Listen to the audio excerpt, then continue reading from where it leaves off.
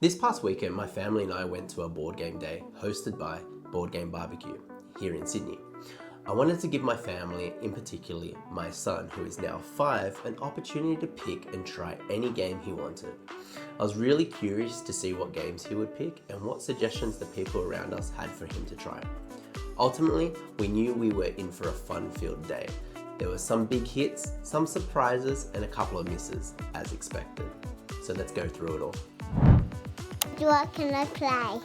G'day and welcome. We're here today at the Board Game BBQ game day, and I'm here with my son to find out which games he wants to play at a game day like this. There's a library just inside here that we're going to check out and see which ones he wants to play. So come on, check it out. Here you have the library of games. Which one would you like to play, buddy? Let's have a look.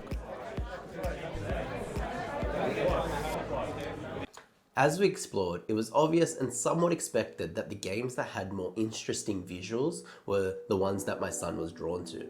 My son, who really can't read yet, had only this to go off.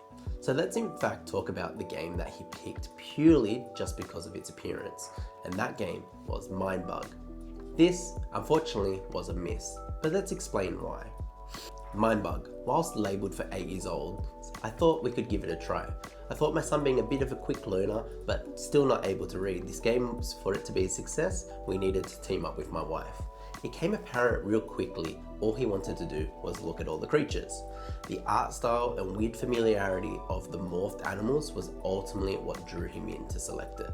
Whilst the gameplay seemed appealing to me, ultimately we put this down and tried something else more suited towards his age. But he still had fun looking at all the images. The first game we actually played was Taco Cat Cheese Pizza.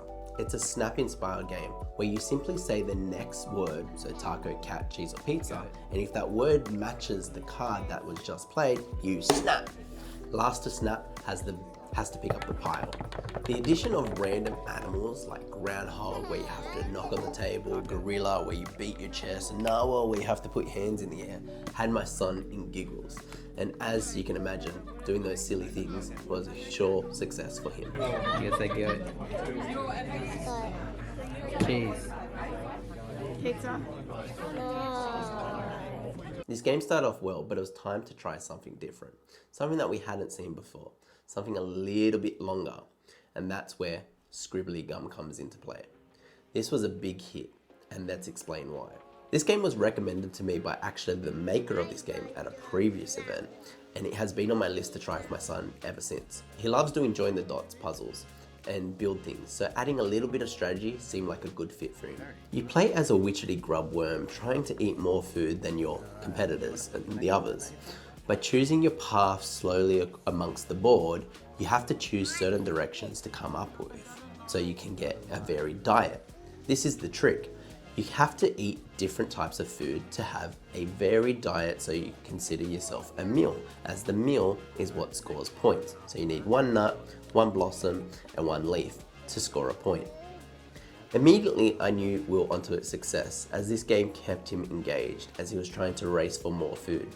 He enjoyed this game so much that despite having the occasional confusion of whether to go between left or right, I found this game was very fun for him, and the light strategy really helped. It definitely also helps that he ended up winning the game. The problem solving and the learning your directions is something that I really enjoyed about this game for his age group.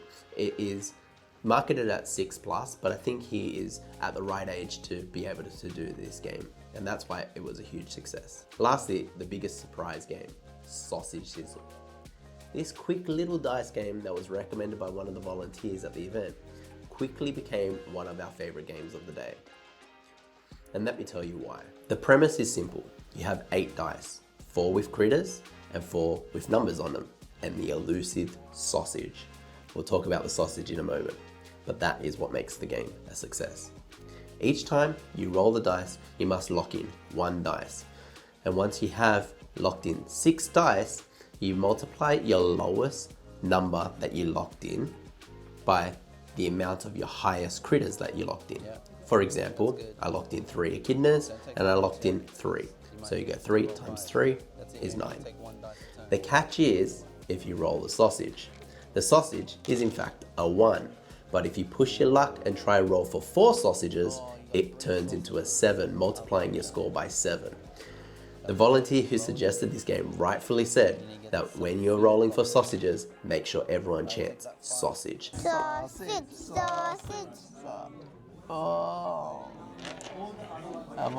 sausage, sausage. Oh, she You gets take the 1 point. 5. Until someone gets a sausage. This little addition just amplified the fun of this game.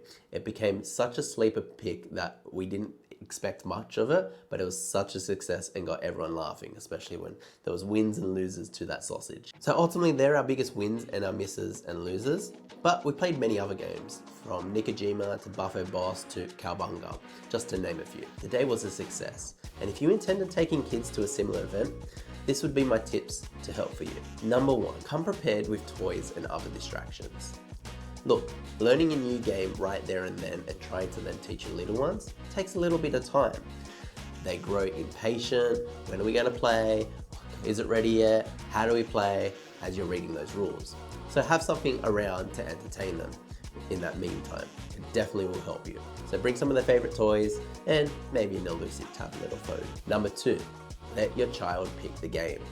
Even if it's not for their age group, as long as it's still appropriate, open the box and let them explore the game pieces. This in itself can be such a huge treat for them, and we found that with Mindbug. It wasn't quite ready for his age, but he went through every single card and really enjoyed looking at it. And this in itself is just like playing to them. Number 3, every child is different. My 3-year-old Zoe was not engaged in the games at all. She was happy colouring in, but be patient. There'll be times where they take you by surprise, so you might have to shadow play with them and get them involved in other ways. Number 4, this one we didn't do and we regret it. Bring a pram. Even if your kids are slightly larger and somewhat aren't used to having a pram around anymore, like our kids, we instantly regretted it because a pram is such a great way for them to relax. They're sitting in adult chairs all day. They don't have their booster seats. They don't have anything else. Having a little pram break and sitting in that would have been wonderful, especially when we went well past their bedtime like we did. Number 5, this one goes without saying. Speak to the volunteers and speak to the people around you. They have a wealth of information. They go above and beyond to try and make sure they find the right game for you.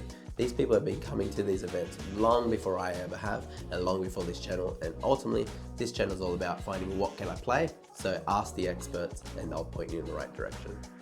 This last point is ultimately what made the day a huge success.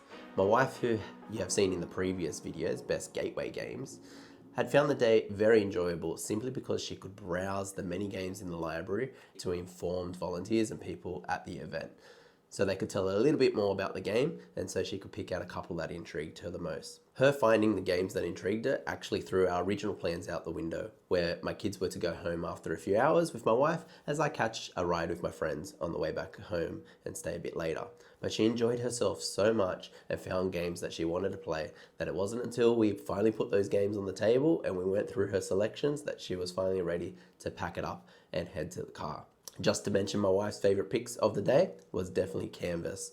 It was a beautiful game where it involves you creating these paintings in a drafting mechanic.